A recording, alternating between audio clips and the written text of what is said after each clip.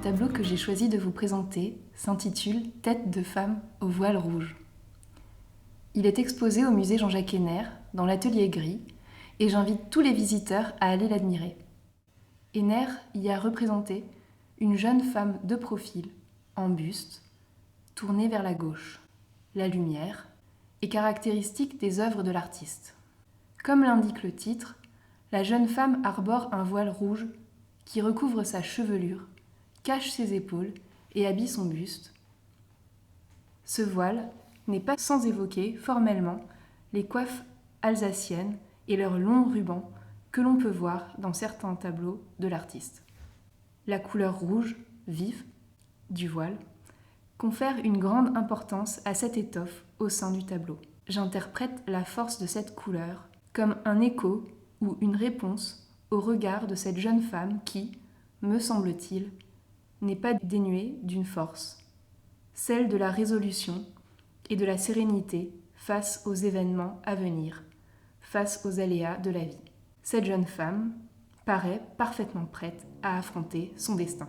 En outre, cette couleur rouge tranche avec l'éclat blanc des chairs diaphanes et avec le fond noir de l'arrière-plan. Ce fond noir, opaque, anéantit toute profondeur et décontextualise la figure. Où se situe cette jeune femme ? À quelle époque a-t-elle vécu ? Elle semble être hors du temps et éternelle. Sa posture hiératique rappelle celle des idoles ou des icônes. Pour bien comprendre ce tableau, il est important de préciser qu'il s'agit ici d'une variante exécutée à partir d'un autre tableau de l'artiste qui s'intitule Fabiola. C'est le prénom d'une sainte ayant vécu à Rome au IVe siècle. Sans développer l'histoire de cette sainte ni du tableau, je voudrais simplement préciser qu'il s'agit d'une des deux œuvres les plus connues de Jean-Jacques Henner, avec l'Alsace elle attend, et que cette toile demeure assez mystérieuse. En effet, elle a disparu. Plus personne ne sait où elle est conservée, ni même si elle est encore conservée.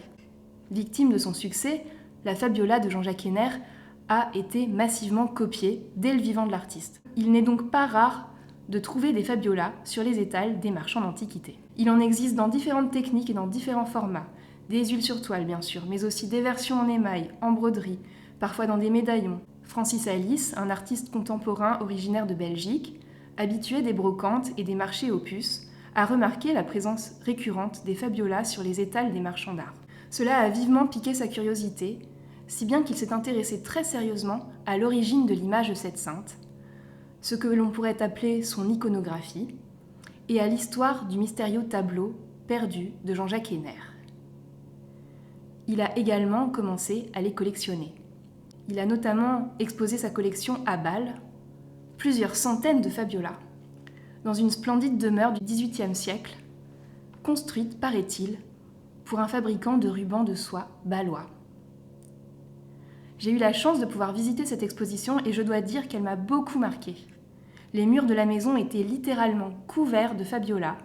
Cette figure avait envahi tout l'espace disponible. C'était comme un écho répété à l'infini, comme une omniprésence qui, de ce fait, devenait un peu angoissante, comme de multiples spectres qui apparaissaient dans tous les coins de la maison, comme un fantôme qui revenait et hantait les murs.